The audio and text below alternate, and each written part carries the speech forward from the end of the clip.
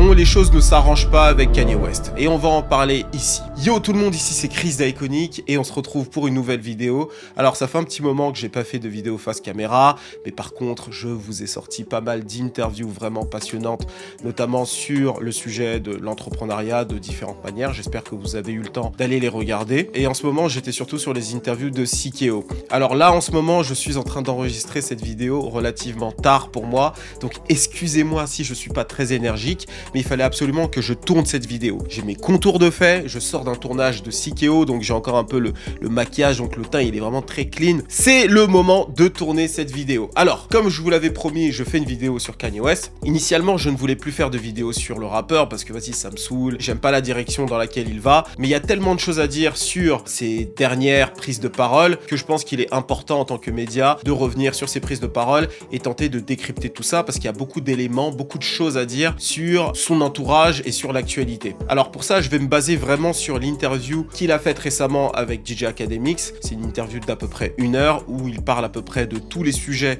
chauds. Et à partir de cette interview, je vais vous décrypter ce que j'en ai compris. Et ensuite, voilà, on pourra échanger dans les commentaires. N'oubliez pas de liker, commenter et de partager un maximum cette vidéo. Sans plus attendre, on y va. Alors pour comprendre comment Kanye West fonctionne, il faut voir l'industrie de la musique et plus globalement l'industrie de l'entertainment comme étant une matrice, ok? Donc on est vraiment dans Matrix et de 2010 jusqu'à peu près 2018-19, Kanye West se voyait comme étant le néo de cette matrice. Donc c'était la personne, on va dire, extérieure à la matrice qui va rentrer dans la matrice en quelque sorte, prendre le contrôle de cette matrice, devenir l'une des plus grosses têtes et je dirais même l'une des personnalités les plus riches de cette matrice. Et de cette manière-là, il prend le contrôle de cette matrice et ensuite il fait en sorte de créer un nouveau règne où les gens, en particulier la communauté noire qui est exploitée par cette matrice d'après lui, pourra enfin prospérer. Et d'ailleurs, toutes les personnes au sein de cette matrice sont là pour travailler pour lui. Playboi Carti, Drake, Kendrick, Travis Scott et compagnie. Toutes ces personnalités-là sont des personnes dans la matrice qui travaillent pour le roi de cette nouvelle matrice, Kanye West. Et comment Kanye West prévoyait de prendre le contrôle de cette matrice? Eh bien en devenant l'homme noir le plus riche de cette matrice. D'accord? Donc la matrice, comme je l'ai dit, hein, c'est le monde de l'entertainment. Et ce que Kanye West avait vu dans le monde de l'entertainment, ce qui n'est pas complètement faux, c'est que la plupart des artistes sont des communicants et pas des personnes qui possèdent leur propre industrie. It's something different to the way these billionaires run the world. And we not a part of that. We've only been let in on a communication level. It's a new form of cotton that we all picking. You communicating radio every day. I'm commuting music every day. But what I'm trying to tell y'all is ain't none of us free. Par exemple, lorsqu'il a eu le deal avec Nike, ce qu'il reprochait à Nike, c'est justement de lui laisser qu'un tout petit terrain de jeu. Donc très peu d'espace pour lui pour pouvoir s'exprimer, pour pouvoir réellement créer et devenir un réel partenaire de Nike. C'est pour ça qu'il est allé donc chez Adidas. Et donc lui, dans l'idée de collaborer avec Adidas, c'est de se dire très bien, Adidas a l'infrastructure, moi j'ai les idées et la vision, collaborons ensemble, faisons en sorte de mettre un deal qui soit équitable pour que je puisse gagner suffisamment d'argent grâce à cette collaboration pour qu'ensuite je puisse devenir le Walmart de l'industrie. D'ailleurs, il le dit dans pas mal d'interviews, très tôt, en 2013 à peu près, au moment où il était en guerre avec Nike. Et même d'ailleurs dans cette période-là, dans sa musique, il en parle. Il en parle aussi après, hein, dans The Life of Pablo ou quoi, mais dans cette période-là, il sort Yeezus, et dans le morceau New Slave, il parle vraiment de ce sujet-là.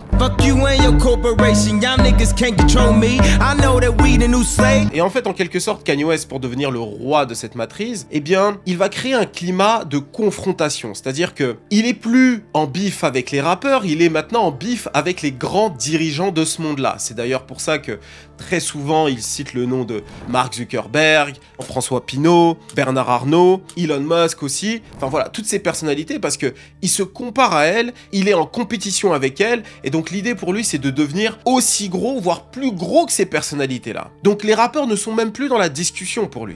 That's why you need to take a meeting with Kanye West, Bernard Arnault.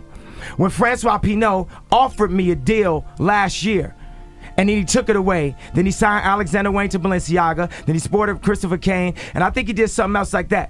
La vie de Kanye West, c'est une véritable série, et pour ma part, ça fait très longtemps que je la regarde. Et en fait, je regarde pas énormément de séries, mais lorsque j'en regarde, j'utilise NordVPN. Merci à eux de sponsoriser cette vidéo. Alors, NordVPN, c'est ton VPN favori pour ne plus avoir de publicité sur YouTube. Et oui, grâce à NordVPN, tu peux te connecter à une adresse IP en Albanie et grâce à ça, tu peux regarder YouTube sans publicité. Et NordVPN te permet aussi d'avoir accès à toutes les séries sur toutes les plateformes de streaming dans le monde. Grâce à NordVPN, tu te connectes à une adresse IP et tu as accès aux séries de Netflix, Amazon Prime ou quoi qu'est-ce. Et aussi, chose très importante, NordVPN vous permet de chiffrer toutes vos données pour garder votre activité en ligne la plus confidentielle possible. Évitez de vous faire traquer par des cookies, le problème aussi de la carte bancaire, etc. lorsque tu la rentres sur des sites. NordVPN t'aide justement à régler ce problème. Comme d'habitude, j'ai une offre à ne pas manquer. Obtiens 4 mois gratuits sur ton abonnement NordVPN de 2 ans. Donc si tu vas prendre cet abonnement, en plus de l'énorme réduction dont tu vas bénéficier,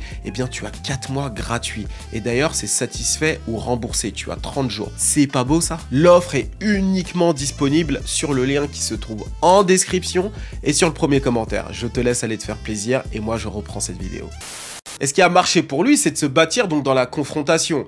Donc Nike et toutes ces personnalités-là, c'est comme ça qu'il a pu faire énormément de promotion autour de ce qu'il propose, mais c'est aussi comme ça qu'il a pu se bâtir, parce que c'est quelqu'un d'extrêmement jaloux, Kanye West, on va y revenir, et l'idée justement d'avoir une personne contre lui, ou une entité contre lui, même si c'est pas forcément le cas, ça l'aide lui à se construire, à devenir meilleur en quelque sorte. Et de l'autre côté, la matrice en quelque sorte, donc les corporations au sein de cette matrice, avaient tout intérêt à collaborer avec Kanye West. Pourquoi? Tout simplement parce que Kanye West est l'une des personnalités les plus influentes, si ce n'est la personnalité la plus influente de cette matrice. Et oui, parce que quand tu regardes tous les artistes qu'il a cités, Playboi Carti, Travis Scott, A$AP Rocky, dans la mode, Virgil Abloh, Aaron Preston, Matthew Williams, Jerry Lorenzo, dans les célébrités, Kim Kardashian, Amber Rose, et j'en passe, toutes ces personnalités-là ont à un moment donné profité, bénéficié de l'aura de Kanye West. Et on l'a vu d'ailleurs, sa collaboration avec Adidas a été fructueuse de dingue. C'était l'une des personnalités les plus importantes pour Adidas. D'ailleurs, le CEO d'Adidas l'a dit dans plusieurs interviews. La valeur de Adidas, globalement, les actions, je parle, ont pris de la valeur lorsque Kanye West a rejoint le groupe, donc clairement c'est un asset qui était vraiment intéressant. Et Kanye West en fait jusque-là c'était une personnalité qui était intéressante. Alors oui, il peut causer des problèmes, oui il peut être un petit peu incontrôlable parfois, mais il rapporte des milliards. Et beaucoup d'entreprises, donc Balenciaga, Gap ou encore Adidas, étaient prêtes à jouer le jeu avec lui. Mais elles ne savaient pas ce qui allait se passer par la suite. Mais en fait, au même moment où il a eu toutes ces grosses opportunités, eh bien, l'état mental de Kanye West n'a fait que se dégrader. Et les choses ont vraiment commencé à se dégrader pour lui à partir de sa confrontation à l'aéroport avec le paparazzi. Et d'ailleurs, en faisant mes recherches, je me suis rendu compte que ce paparazzi était le même qui avait traqué Britney Spears à l'époque. Je crois que c'était vraiment un paparazzi qui la harcelait, etc. Et bien, c'est le même paparazzi qui a attaqué Kanye West. Kanye West, caught in an on-camera confrontation with a photographer at LAX. He's sparred with paparazzi before, but this one got physical fast. The big question now, will it lead to a criminal charge? Et donc, à partir de là, les choses ont commencé à sombrer petit à petit pour lui. D'ailleurs, à cause de cet événement-là, Kanye West a dû payer plus de 200 000 $ de dommages et intérêts. Bref, je ne sais plus exactement le montant, mais en tout cas, le paparazzi a touché un bon billet, donc ça a été assez malin de sa part. Et à partir de là, il a commencé à consommer des médicaments. Et donc le deuxième événement marquant, ça a été lors du Saint Pablo Tour. D'accord, c'est en 2016, c'est la tournée qui accompagne la sortie de The Life of Pablo. Excellent album d'ailleurs au passage, je pense que c'est le dernier grand classique du rappeur, même s'il a sorti quelques bons albums après. Bon, aujourd'hui il m'a un peu énervé, donc j'ai pas trop écouté ses derniers projets. Bref, pendant un concert à Sacramento, il décide d'arrêter le morceau et il balance tout ce qui le frustre.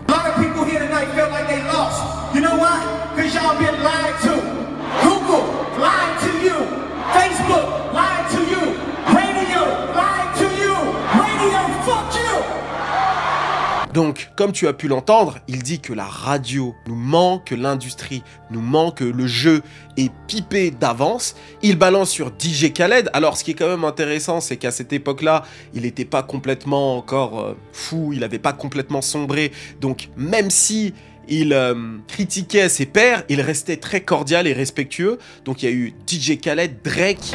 Khaled, you a real. Khaled, you a real. You got the keys.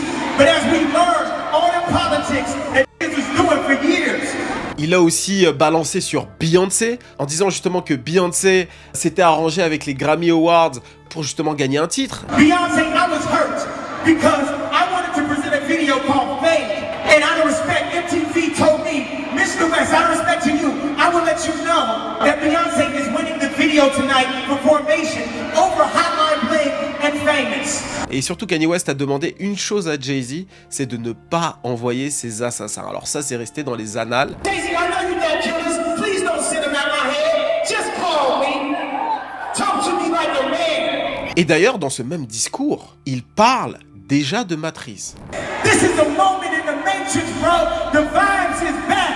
Donc déjà, ça te donne un ordre d'idée de l'état mental dans lequel il est, la frustration qu'il a à l'égard de ses pairs, parce qu'il y a quelque chose qu'il faut vraiment comprendre avec Kanye West, il est vraiment mégalomaniaque. En tout cas, c'est mon analyse. Et en fait, il ne supporte pas lorsqu'il y a quelqu'un qui est au-dessus de lui, qui est devant lui. Je vous avais parlé de Drake dans une de mes anciennes vidéos, et globalement, Kanye West ne supporte pas de voir des gens, surtout qu'il a influencés, qui ont à un moment donné bénéficié de son aura, réussir plus que lui. Et dans ce rant, il met clairement ça en lumière, en parlant de DJ Khaled, en parlant de Jay-Z et en parlant de Drake. D'accord, on va y revenir un peu plus tard. Mais clairement, Kanye West ne supporte pas d'avoir la place de numéro 2. Et ça, je pense que d'ailleurs, tu le sais. Et donc, suite à ce fameux discours, il a mis fin au concert, et d'ailleurs, il a mis fin à sa tournée, et il s'est fait interner à ce moment-là. Il a donc été hospitalisé dans un hôpital psychiatrique, et d'ailleurs, ce qui était, entre guillemets, drôle à l'époque, c'est qu'il a choisi Jim Jones en guise de pseudonyme au sein même de cet hôpital psychiatrique. Jim Jones, pour ceux qui ne savent pas,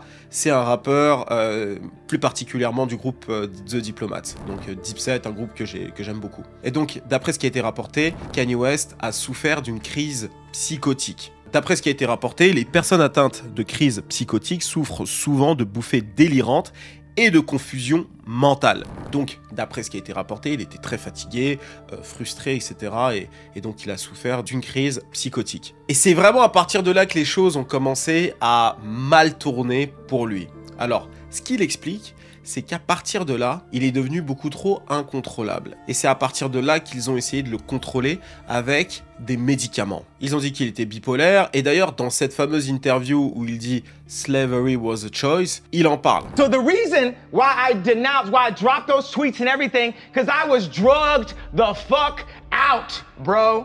Et ça a été un véritable tournant dans ce que la matrice a fait subir à Kanye West en quelque sorte. Ensuite, il y a eu le divorce en 2021, donc il a été confronté à ce que c'est d'être un père célibataire. Les problèmes de garde d'enfants, c'est quelque chose qui l'a grandement affecté, et d'ailleurs qui l'affecte encore aujourd'hui. Il en parle dans cette fameuse interview, on va y venir, hein. Là je suis vraiment dans une construction pour t'expliquer comment il est devenu l'homme qu'il est devenu aujourd'hui. Donc ça l'a grandement affecté. D'ailleurs, il parle de cet anniversaire de Chicago. Il demandait à tout le monde où se passe l'anniversaire de ma fille et personne voulait lui répondre. Aucune personne de la famille Kardashian ne lui a envoyé l'adresse de l'anniversaire de sa propre fille et ça l'a affecté grandement. Il en parlait sur les réseaux et d'ailleurs, il s'est servi de cet événement pour d'ailleurs dire ensuite aux célébrités de se taire. And I'm just putting this online because I need y'all support. I didn't call Kim, text the nannies. I got on the phone with Tristan. He said, he asked Chloe, won't nobody give me the address to my daughter's birthday party right now? And that's going to imprint in her mind that I wasn't there for her. Et le coup de grâce, je dirais que c'est vraiment avec Adidas, lorsque la marque a commencé à reprendre ses designs et à les vendre de son côté. Là, à partir de là, il a complètement pété un câble et il a tout foutu en l'air. Et à partir de là, il s'est passé quelque chose de radicalement différent dans l'approche de Kanye West. Avant Kanye West, comme je te l'ai dit, c'était un petit peu en quelque sorte, le roi de cette fameuse matrice. En réalité, c'était pas Neo au début, c'était vraiment le gars qui voulait se présenter comme étant le roi de cette matrice. La personnalité qui pouvait contrôler toute cette matrice tout simplement, en devenant l'une des entités les plus puissantes. Et en voyant tout ce qui lui est arrivé, il a été en quelque sorte, dans sa tête, rejeté par cette matrice. Il a compris que en fait, il pouvait pas avoir le contrôle de tout ça, et à partir de là, il est devenu un ennemi de cette matrice. Donc là, il s'est construit pas en opposition à une corporation, à un rappeur, non. Là, désormais, il se construit en opposition à cette fameuse matrice. Et cette matrice, c'est toute l'industrie. C'est-à-dire qu'aujourd'hui, il ne veut plus spécialement faire de partenariat avec Adidas, il ne veut plus spécialement être en bon terme avec Jay-Z et autres. Aujourd'hui, il n'en a plus rien à foutre. Il est maintenant devenu un ennemi de cette matrice et il se considère comme étant en quelque sorte le néo, réellement le néo de cette putain de matrice. Et par qui est contrôlée cette matrice, selon lui?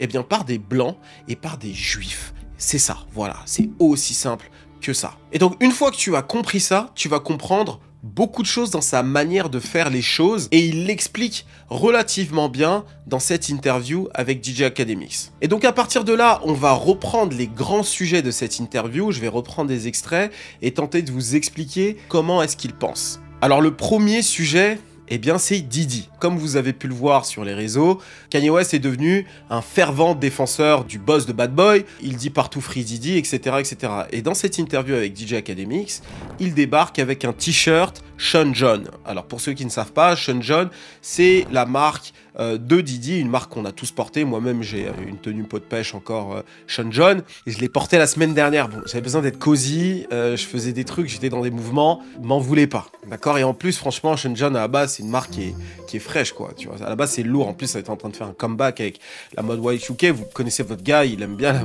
Oh putain, pourquoi j'ai dit ça, moi? Enfin bref, donc Kanye West a un t-shirt Sean John, donc ça annonce la couleur de l'interview. On se dit, ok, il va se passer pas mal de choses. Ensuite, il enfile sa fameuse tenue du KKK et l'interview commence.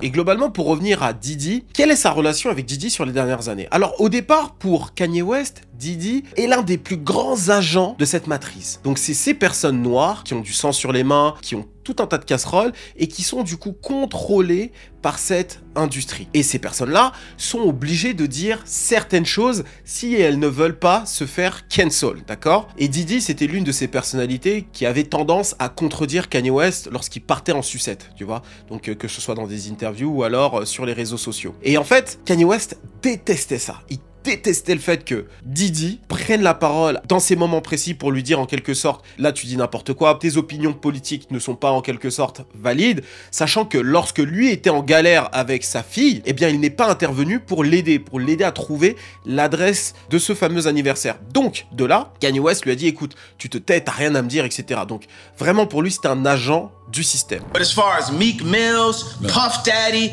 all you fake hard niggas, fuck you. Wait, hold on. Okay. All you fake hard niggas, fuck you. Because you can't shoot nobody anyway, and the reason why you got talk is because you did a deal, you fucking fed.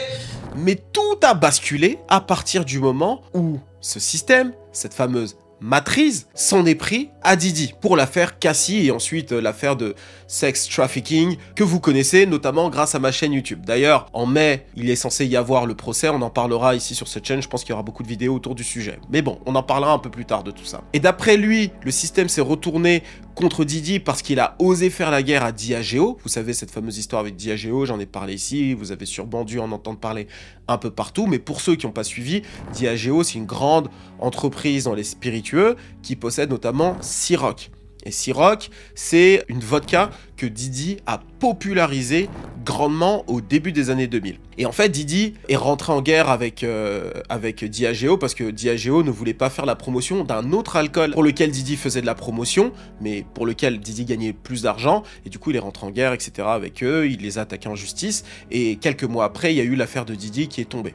D'accord? Donc, beaucoup de gens qui s'intéressent un petit peu à cette affaire disent que potentiellement, Diageo a commencé la guerre avec Diddy en ressortant, on va dire, des dossiers pour le faire tomber. Donc, tout ça, c'est des théories. Dites-moi en commentaire ce que vous en pensez. Et donc, Kanye West compare Diageo et Diddy avec lui et Adidas. Alors, certes, il n'a pas de casserole à proprement parler, mais Adidas a essayé par tous les moyens, selon lui, de le faire tomber. Donc il est victime d'une machination, tout comme Diddy d'après lui. Donc c'est en quelque sorte son jumeau d'après ses propos. Puff is the enemy. And when I see all these videos, all tapes, everything, Puff more like my twin. So I relate to the idea of being torn down by the media. Et il va même jusqu'à justifier la vidéo où Diddy tabasse Cassie. Donc tout le monde, en tout cas, toutes les personnes que j'ai vues sur internet s'accordent à dire que c'est une vidéo très difficile à regarder et que c'est intolérable. Alors oui, comme je vous l'ai dit dans une de mes précédentes vidéos, Diddy n'est pas attaqué en justice pour ça, d'accord? Il est attaqué en justice pour un RICO et pour le sex trafficking que je vous ai expliqué de nombreuses fois. Mais d'après Kanye West, tous les couples qu'il connaît autour de lui ont connu ce type d'altercation avec leur moitié. Alors là, pour le coup, si c'est vraiment le cas, je crois qu'il y a du ménage à faire. They started lowering the budget for Puff, so I related to Puff, and then they pulled out a video with him and Cassie from 10 years ago. Ce qu'il met en lumière ici, c'est la manière dont les médias vont manipuler l'opinion publique et surtout l'opinion de certains artistes, peu importe ce qu'ils ont fait. Donc à un moment donné, il met Playboi Carti, Kendrick Lamar et Diddy sur le même plan et il les compare. Il dit Playboi Carti a déjà battu sa femme. Alors à titre personnel, je vous avoue que j'ai découvert ça lorsque j'ai fait la comparaison avec Picasso et que les gens me l'ont dit sur les réseaux sociaux. Pour être honnête, j'étais pas au courant de cette affaire-là. Je sais pas du tout ce qu'il en est. Et pour ce qui est de Kendrick Lamar, il fait référence à des rumeurs autour du fait que Kendrick Lamar aurait battu sa femme à Las Vegas. Alors on a zéro preuve, zéro vidéo, on a juste le clash de Drake, et tout ce qui a été dit dans le clash, globalement, en ce qui concerne Kendrick et Drake, est globalement faux, d'accord? C'est du clash, d'accord? Ils ont grossi le trait, toi t'es un PDF, toi tu bats ta femme, etc. Bon bref, tout ça c'est complètement faux. Du moins on n'a pas de preuve pour les deux, donc impossible de le prouver. Et de l'autre côté, on a Diddy qui pour le coup est vu comme un agresseur et est en prison pour ça. Et donc ce qu'il va expliquer, c'est que les médias vont choisir de mettre en lumière ceux qu'ils ont décidé. Donc Playboi Carti, c'est la nouvelle star, d'accord? Bon, nouvelle star, vous comprenez, hein, vous voyez très bien ce que je veux dire. Il vient de sortir son album, il est au top du top, voilà, donc il est mis en avant. Kendrick Lamar, on lui donne le Super Bowl, donc on lui donne la plus grande plateforme du monde. Et d'après Kanye West, Kendrick Lamar est plutôt moyen, voire médiocre. En vrai, en écoutant ses propos, c'est loin d'être un top artiste, ce qui est complètement faux, selon moi et aussi selon les faits. Mais l'industrie va le mettre en lumière et le mettre très en avant. Et Diddy, lui, on a choisi de le mettre à la poubelle, le mettre en prison, etc. Donc l'industrie va choisir un petit peu ça. C'est pas complètement faux. Alors, est-ce que c'est le cas dans cet exemple précis? Alors, pas forcément. Pour ce qui est de Playboi Carti, j'ai pas creusé, pour être honnête, hein, j'ai pas eu le temps de creuser, donc je peux pas vous dire exactement ce qu'il en est. Pourquoi il y a rien autour de lui? Kendrick Lamar, il y a absolument rien qui prouve rien. Et pour ce qui est de Diddy, effectivement, on peut réfléchir. C'est vrai que les corporations, l'industrie dans laquelle on est, et il serait naïf de dire qu'aujourd'hui, rien n'est en quelque sorte manipulé ici et là, d'accord? Il y a à un moment donné des personnalités qui sont là, qui contrôlent un petit peu tout ça, qui vont à un moment donné, effectivement, pousser les choses plutôt dans un sens que dans un autre. Voilà. En gros, ce qu'il faut retenir, c'est qu'ils choisissent avec qui on doit avoir de la sympathie et de l'admiration. Et ça, par contre, c'est vrai. C'est vrai que lorsque tu évolues pendant plusieurs années dans les médias, tu vois aussi comment les médias peuvent manipuler à un moment donné l'opinion publique. Et c'est quelque chose dont il faut avoir conscience, d'accord ? On nous dit quoi penser, et c'est d'ailleurs pas que le cas pour les artistes, c'est en général pour tout, et ça il faut bien le garder en tête. Et ensuite il parle du morceau de sa fille avec les enfants de Diddy, et lui-même qui est sorti sur l'album Bully.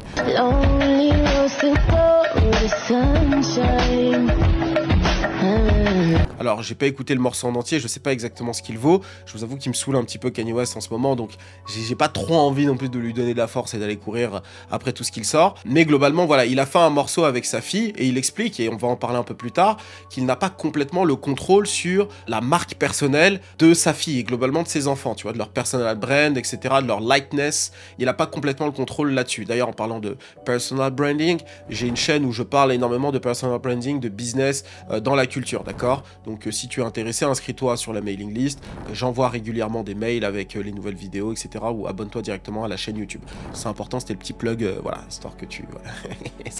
Alors, Drake, un autre grand sujet de cette interview. Alors pour lui, Drake, c'était le plus grand soldat de la matrice, ok? J'ai fait des vidéos justement sur sa rivalité avec le Six God, et même récemment, pendant le clash, il disait qu'il voulait absolument éliminer Drake. C'était vraiment pour lui son némésis. Et d'ailleurs, il le disait dans une interview qui est sortie l'année dernière, il disait que Drake avait pour papa Lucian Grainge, qui est donc le directeur d'Universal. Drake has a rich baby daddy named Lucian and Universal. We saving a world. Like, you take Drake and Lucian out, that just alters everything, because that's such a control thing they had, the algorithm, the way that they work together to fix the numbers and all that. Donc Drake a en quelque sorte toujours nourri une relation d'amour-haine avec Kanye West. D'ailleurs, au début de ma vidéo, je te parlais du fait que Kanye West avait big up Drake, etc. Donc il le big up autant qu'il l'insulte. Voilà, ça a toujours été comme ça, et c'est totalement normal. Drake est le numéro 1, donc il a en même temps de l'admiration pour lui parce que, eh bien, il a plus de hits que lui, mais en même temps, eh ben, il n'est pas à sa place. Drake devrait écrire pour lui, oui. Vous m'avez bien entendu, écrire pour lui, on va en parler un peu plus tard. Et donc Ye combattait Drake parce qu'il pensait que c'était le centre même de la matrice. Mais depuis le clash avec Kendrick Lamar, et depuis que Kendrick Lamar a sorti le morceau Not Like Us et qu'il a bénéficié du Super Bowl, etc., et qu'il y a eu notamment les accusations de PDF, depuis là, Kanye West a complètement switché de point de vue. Depuis qu'en quelque sorte, la matrice, c'est-à-dire les Grammy Awards, Super Bowl, etc., se sont retournés contre Drake, à partir de là, Kanye West ne voit plus du tout les choses de la même manière. Il se dit non, en fait, ce gars-là, il est de mon côté. Et en fait, je l'aime bien, parce que il est dans une situation qui est difficile. Et peut-être même d'ailleurs que Kanye West préfère te voir en galère que de te voir réussir. Hein. Je le pense sincèrement aussi, parce que le fait qu'ils reviennent et qu'ils soutiennent d'un coup Drake et Diddy, c'est pas anodin, tu vois. Lorsque les gens prospèrent trop et qu'ils sont pas à sa botte en quelque sorte, et que ça ne lui profite pas directement, j'ai l'impression que Kanye West n'aime pas trop ça. Et là, en l'occurrence, le fait que Drake aille mal et qu'en plus de ça, toute l'industrie se soit retournée contre lui, eh bien, à partir de là, Kanye West s'est dit, ouais, non, là, ça y est, je dois retourner soutenir Drake. With Drake, 5 years from now, however long, when they feel like they really want to get that boy up out here, they're gonna play the Kendrick song. So that's how far they going. The Kendrick mix with the Universal, all that takedown of Drake reminds me of the No Diddy campaign for Diddy. Et en fait, il tient en quelque sorte le même discours que Drake là actuellement. C'est qu'il y a des bots, c'est que le morceau Not Like Us a été manipulé pour avoir le plus de popularité possible sur les plateformes de streaming, sur internet, il est joué partout en radio, et que tout ça est le fait d'une main invisible. You know damn well that Kendrick Super Bowl and that Grammy Super Bowl had invisible hands on it. Like, everyone culturally fucking knows that. Et en fait, ce qu'il explique, c'est que Kendrick Lamar, pour lui, est bien moins bon que Drake. En fait, pour lui, Kendrick Lamar, c'est un artiste moyen. C'est un artiste qui est loin d'être aussi complet que Drake. Et qu'en fait, l'industrie, la matrice, les agents se sont servis de lui pour le mettre en lumière, pour détruire Drake, parce que Drake est devenu limite incontrôlable et qu'il a beaucoup trop de popularité, de pouvoir, etc. Un autre sujet important de cette interview, Playboi Carti. Alors, Playboi Carti, c'est intéressant parce que Playboi Carti est en ce moment au cœur de l'actualité. D'ailleurs, j'ai fait une vidéo sur le rappeur. Je vous invite à aller la voir. C'est vraiment une vidéo où j'ai pris le temps de développer, de revenir sur son parcours et d'analyser sa musique en essayant de vous expliquer pourquoi il est aussi populaire. Et Playboi Carti, c'est très intéressant parce que ce que j'expliquais dans cette vidéo, c'est que c'est un artiste qui a bénéficié de l'aura de beaucoup d'artistes de styles différents. Alors, il y a les artistes, on va dire, modeux, donc tout ce qui va être Kanye West, A$AP Rocky, Travis Scott, etc. Donc tous ces artistes-là ont contribué à l'identité de Playboi Carti, mais aussi les artistes de sa ville, c'est-à-dire d'Atlanta, Young Thug, Future et compagnie. Donc en fait, Playboi Carti, c'est un mélange un petit peu de tout ça. Et il faut dire que Kanye West a grandement impacté la carrière de Playboi Carti ces dernières années. Il a eu plusieurs morceaux sur Donda, je pense à Junior, Party 2, Off the Grid, donc il est sur plusieurs featuring. Travis Scott a travaillé sur l'album de Playboi Carti, a été en featuring à plusieurs reprises. Travis Scott qui lui-même a été influencé par Kanye West, là-dessus on peut pas lui enlever. Et donc Kanye West en fait devait également figurer dans Music. Je crois qu'ils avaient plusieurs morceaux ensemble, je sais plus exactement combien, mais en tout cas Travis Scott lui a fait la même chose, et sur l'album de Travis Scott, Utopia, il y avait 4 morceaux. Et là, dans l'album de Playboi Carti, c'est la même chose. Il y avait plusieurs morceaux où Kanye West devait apparaître. Et en fait, Kanye West n'est pas apparu dans cet album. Il a été enlevé de tous les featuring. Il a été remplacé par d'autres artistes. Cardi was the first feature on Donda. The Cardi shit is like the final heartbreak. Day I did Wheels Fall Off, that's when the nigga Cardi got the song with Doug and Ty and shit. Like, we was in the studio. We was working on, he sent me the song, we was talking about doing a mixtape, and then a gentleman named Peter told me like, oh, this Cardi album is going up Friday. I said, I called him, I said, bro, where's our song? Et depuis là, Kanye West le voit clairement comme un ennemi. Playboi Carti a pris la Blue Pill. Il le dit clairement lui-même, hein, Blue Pill, donc la pilule bleue, comme dans Matrice. Et donc, pour lui, Playboi Carti est devenu un agent. Il l'a dit clairement dans l'interview. Hein. Cardi took the blue pill, but he made his name off of the red pill, the Matrix. The red pill is the niggas like Neo. The blue pill are the agents. So that Cardi is an agent. Et non seulement Playboi Carti a pris la pilule bleue, mais en plus de ça, il fait le jeu de la baby mama de Ye, c'est-à-dire Kim Kardashian, en disant grossièrement à Kim, dis à ma nièce que je l'avais en featuring sur un morceau. Et donc ça n'a pas du tout plu à Kanye West. En fait, le succès, encore une fois, et le fait que cet artiste-là n'aille pas complètement dans son sens, c'est quelque chose qui l'impacte directement. Il ne supporte pas ça. Et en fait, ce que Kanye West a du mal à comprendre, et ça va être le cas pour Ty Dolla $ign aussi, et pour toutes les personnalités qui sont autour de lui, c'est qu'en fait, le rappeur va décider d'aller dans une direction qui n'est pas arrangeante pour la plupart des gens dans l'industrie. Il va aller dans cette direction-là, les gens ne sont pas forcément d'accord avec lui, c'est des opinions qui sont quand même lourdes, qui va affecter ta carrière, ça c'est certain. Et donc, toutes ces personnalités-là se disent, mais je vais pas continuer à m'affilier à lui, parce que ma carrière à moi est encore fragile par rapport à la sienne. Kanye West aura beau dire tout ce qu'il dira, il est tellement gros, et ça fait tellement longtemps qu'il est là, qu'au final, il aura toujours une forme de soutien. Je le disais, je crois, dans une vidéo, juste après ses déclarations concernant les Juifs en 2022 ou 2023, j'ai été à la Fashion Week dans un événement très Fashion Week. Ils ont passé le morceau Can't Tell Me Nothing. Les gens ont chanté les paroles de bout en bout du premier couplet, qui est un excellent couplet d'ailleurs, je dois le dire, l'un des meilleurs morceaux rap de tous les temps, selon moi. Voilà, si tu me demandes. Et je me suis dit à ce moment-là, malgré tout, les gens écoutent Kanye West, le DJ passe du Kanye West, les gens dansent sur du Kanye West, et en fait, les gens ont acté qu'en quelque sorte, il était fou et qu'il pouvait dire plus ou moins tout ce qu'il voulait et que personne n'allait en tenir compte. Les gens allaient continuer à jouer sa musique en disant, hey, c'est ma musique maintenant, c'est bon ou pas, j'ai kiffé ce son, je le passe, j'en ai rien à foutre.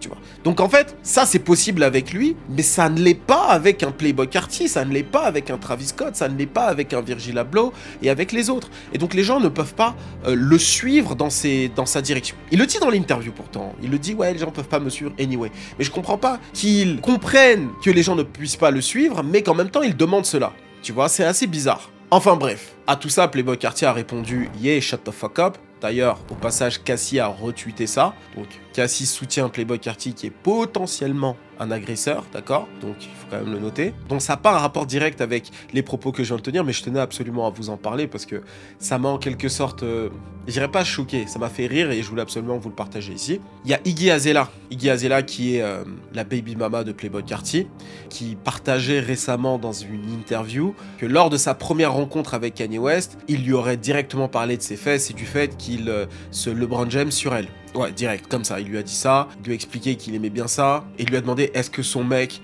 en a une grosse pause. Non, il en a sûrement une grosse, et que Dieu lui a donné un gros bail, et qu'il se doit de donner du plaisir à un maximum de femmes avec son bangala. Ouais. He was like, yeah, I jack off to them. Weird, but you've got a boyfriend, right? How big is his dick? You don't gotta tell me. I know it's big. You gotta let your boyfriend fuck as many different girls as he can, because if you've got a big dick, then it's his God-given right to fuck as many women. Et suite à cet extrait, tu pourrais dire que Kanye West allait démentir ou quoi? Non. Il est allé sur Twitter et il a dit tout ça est vrai. C'est-à-dire qu'il est dans une destruction de son personnage et il en a absolument rien à foutre. Parce que pour lui, le fait d'entretenir une image, ça reste comme si il voulait faire le jeu de cette fameuse matrice. Or lui, il est plus dans cette matrice. Donc ça sert à rien de lui demander de se tenir correctement. Lui, ce qu'il veut, c'est de l'outrage, de la réaction, de la bagarre. Ensuite, son entourage mode.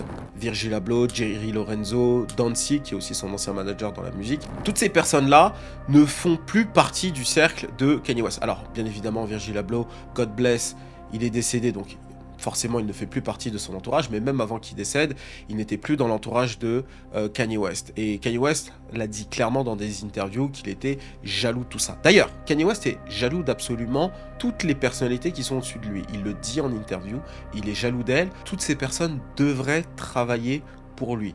Drake devrait être son ghostwriter, Travis Scott devrait produire pour lui comme à ses débuts. Toutes ces personnalités-là ne devraient pas juste prospérer chacun de leur côté. Elles devraient toutes le servir. D'accord? Et c'est pareil pour Virgil Abloh. Au moment où Virgil a eu l'opportunité chez Louis Vuitton, ça a été pour Kanye West un grand moment de trahison. C'est-à-dire qu'il n'a pas été heureux pour son ami. Il s'est dit, comment ça ce gars-là vole de ses propres ailes? C'est impossible. Il ne doit pas voler de ses propres ailes. Il doit travailler pour moi, et cela jusqu'à la fin de ses jours. Et c'est là où je vous dis que Kanye West est mégalomane. C'est quelqu'un qui ne se satisfait pas juste de la reconnaissance. Il veut que tout le monde lui soit redevable, et redevable à vie. Et c'est de là qu'il est complètement toxique d'ailleurs. Et d'ailleurs sur Twitter, tu as peut-être vu qu'il a dit « fuck Virgil ». Ça nous a tous choqués. Et lorsqu'on lui a demandé pourquoi il a dit « fuck Virgil », voici ce qu'il a répondu. I'm evil. You don't think about like his family and people, other people that love him? I am an evil person. Plus tard dans l'interview, d'ailleurs, il poursuit en disant que dans la Bible, Dieu est un Dieu jaloux. C'est vrai, ça a été écrit, et qu'il ne supporte pas le fait que ces créatures, entre guillemets, les humains, adorent un autre Dieu que lui. Et lui, étant donné qu'il est Dieu, il a le même comportement que Dieu. Et le fait que des personnes autour de lui se mettent à faire leur propre truc, c'est quelque chose qui, pour lui, est impensable. Il est Dieu, vous devez graviter autour de lui. Il explique que notamment Aura's VP Gallery, ce concept store que Virgil Abloh et Dancy ont lancé à Chicago, c'est quelque chose qui s'est construit derrière son dos. Dancy and him starting Aura's VP behind my back. This nigga taking money, like kind of the Jim Jones situation. Oh, yeah, you're gonna come to the club. I was Louis Vuitton. They take that position, they put him in that position, they build the anti-Kanye club at Nike. Virgil is the Jesus of the niggas that work for me. Il revient sur le fait que Dancy, Jerry Lorenzo, Matthew Williams et bien d'autres ont profité du fait que Kanye West soit en mauvais termes avec Nike pour décrocher des deals. Alors là, pour le coup, c'est vrai. Parce que c'est ça le truc avec Kanye West, c'est que ses propos vont se mélanger avec des choses qui sont plutôt vraies. Effectivement, Kanye West avait un deal avec Nike, ça s'est mal passé. Nike s'est un peu joué de lui, il faut dire que c'est vrai. Et une fois qu'il a quitté Nike, Nike est allé chercher toutes les personnalités les plus proches de Kanye West pour travailler avec elles. Et c'est des personnalités qui sont beaucoup plus équilibrées, donc Virgil, Jerry Lorenzo, Dancy. Donc ces personnalités-là sont allées travailler avec Nike et ont eu un deal. Et ce que Dancy lui a dit, c'est que il est content que Kanye West ait cessé son deal avec Nike, parce que ça a ouvert des portes à tout son entourage. Alors, à partir de là, si t'es un leader, soit t'es content parce que ça a permis à toute ton équipe de manger et de ne pas nécessairement compter sur toi. C'est par exemple le cas de 50 Cent, qui aime le fait que les gens autour de lui puissent manger sans nécessairement être accroché à lui, d'accord? Il le disait pour Lloyd Banks. C'est d'ailleurs ce qu'il a reproché au rappeur de G-Unit, hein, c'est de ne pas assez exister en dehors de lui. Mais pour ce qui est de Kanye West, c'est complètement le contraire. Tous ces créatifs-là devraient travailler pour lui. Et il a pris extrêmement mal qu'ils aient tous eu un deal avec Nike, sachant que lui ne travaillait plus avec cette entité. Donc voilà, c'est deux points de vue, deux manières de voir les choses différentes. Alors pour ma part, je serais plutôt du côté d'une vision proche de celle de 50. Alors attention, 50 c'est pas un ange, mais je serais plutôt proche de ça. L'idée c'est qu'au bout d'un moment, les personnalités qui sont autour de toi, qui veulent faire leur truc, ce serait quand même bien qu'elles puissent à un moment donné voler de leurs propres ailes. Et je vois pas en quoi c'est une mauvaise chose. Alors peut-être le dire comme ça en face de lui, ça peut être un petit peu embêtant, mais réalise bien que tu es Kanye West, tu es énorme, tu es big. Donc forcément, si toi tu obtiens une opportunité comme celle-ci, il y a peu de chances que les gens autour de toi obtiennent la même opportunité. Encore qu'ils auraient pu aussi obtenir une opportunité en plus de Kanye West. Bref. Ensuite, parlons de Ty Dolla $ign, Pusha T, son entourage musique. Alors, pour ce qui est de Ty Dolla $ign, c'est assez triste parce que effectivement, il le dit dans l'interview, Kanye West a accéléré sa carrière, a boosté sa carrière fois 100. Effectivement, tu fais un album en collaboration comme ça avec l'un des plus grands artistes de notre époque, oui, effectivement, ta carrière explose.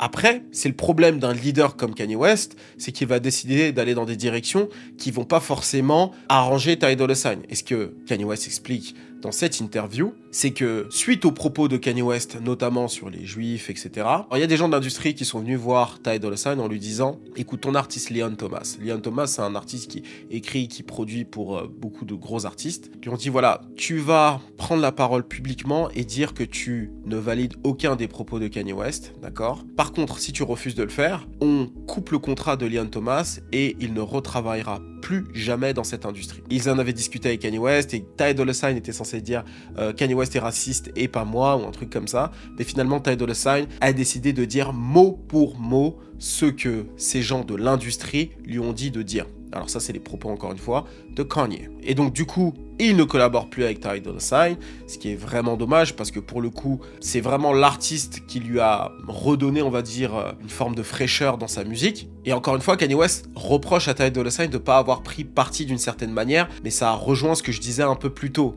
Ty Dolla $ign n'est pas en position de le faire, et Kanye West devrait le savoir et ne pas justement mettre les gens dans ses salades. Il devrait faire une distinction claire et nette. Et il s'est aussi attaqué à John Legend et Pusha T. Je peux comprendre en partie. Pourquoi? Parce que ces artistes-là ont bénéficié de la lumière du rappeur. Clairement, John Legend n'aurait jamais connu une telle popularité sans Kanye West. Mais en même temps, comme je l'ai dit, ils doivent à un moment donné se retourner contre lui publiquement. Alors pour comprendre, hein, avec de gros guillemets, pourquoi Kanye West décide de porter une tenue du 3xK et cette croix autour du cou, il y a un exemple qu'il donne dans cette interview, et après ça, tu vas comprendre son schéma de pensée à lui. Et donc, il prend l'exemple d'une fille woke qui traîne avec les mannequins oversize noirs qu'on peut voir aux US. Bon, le truc très 2025 en quelque sorte. Et voici ce qu'il dit. Like, I knew this girl that only, like, hangs around really super woke, like, fat black girl models, just like her friends type shit. And I was like, yo, you gotta tell me, you know, what tweets y'all didn't like. You gotta tell me what hurts so I could do it more. Why? Because that's when we're weakening the enemy. Vous avez entendu, dis-moi ce qui fait mal et je le ferai davantage. Et lorsqu'on lui demande pourquoi, eh bien c'est pour affaiblir l'ennemi. Eh bien cette logique d'affaiblir l'ennemi, il l'applique également pour ce qui est de la matrice. Et comme je te l'ai dit en intro, pour lui, c'est qui la matrice? Eh bien c'est des blancs et des juifs. Et donc pour lui, en portant la croix et en s'habillant de cette manière-là, c'est une manière pour lui de faire un maximum de mal à l'ennemi. Porter la souffrance de l'ennemi sur lui est un moyen pour lui de l'affaiblir. Et son argument, c'est de dire, encore une fois, l'ennemi fait de l'argent sur notre souffrance. Donc, le juif, le blanc, avec les labels de musique, vont produire des artistes drill qui parlent de meurtre, etc. D'accord? Et ces gens-là vont normaliser cette musique-là. Et donc, du fait que ces gens-là normalisent cette musique-là et qu'ils font de l'argent sur notre souffrance, eh bien lui, il a décidé de faire de la promotion sur la souffrance des gens. Là où moi, je ne suis pas d'accord dans cette logique-là, c'est que les artistes en question, et vous me direz ce que vous en pensez en commentaire, parce que je sens que dans les commentaires, ça va être la guerre. Les artistes en question décident eux-mêmes de leur plein gré d'utiliser leur souffrance en faisant du shock value pour faire une musique qui est une musique qui va choquer et interpeller. Et de là, elle va devenir populaire. Et c'est ensuite que ces entités-là, qui sont là pour de l'argent, vont les recruter, les signer pour faire de l'argent avec ces artistes. Donc la logique, elle est différente. Et ces entités-là sont d'abord capitalistes. C'est-à-dire que si l'artiste en question est populaire parce que les gens adorent le fait qu'il parle des histoires d'amour, l'entité n'a pas d'opinion. C'est-à-dire que ces labels, ces structures-là n'ont pas d'opinion. Leur but à elles, c'est de faire de l'argent là où c'est possible de façon légale. Et donc à partir du moment où ces artistes street décident de toucher à des sujets liés à la souffrance de la communauté noire et que ces personnalités-là, ces rappeurs-là décident de se dire « Ok, c'est avec ça que je vais faire de l'argent », peu importe l'entité avec laquelle ils vont collaborer, c'est d'abord elles qui ont décidé de le faire. Et l'entité en question, la plateforme de streaming, le label, est là juste pour encadrer tout ça et faire de l'argent avec cet artiste-là. Encore une fois, cette entité-là, et c'est mon avis, hein, elle est d'abord capitaliste. Elle veut d'abord faire de l'argent parce que c'est avec l'argent qu'on a le pouvoir.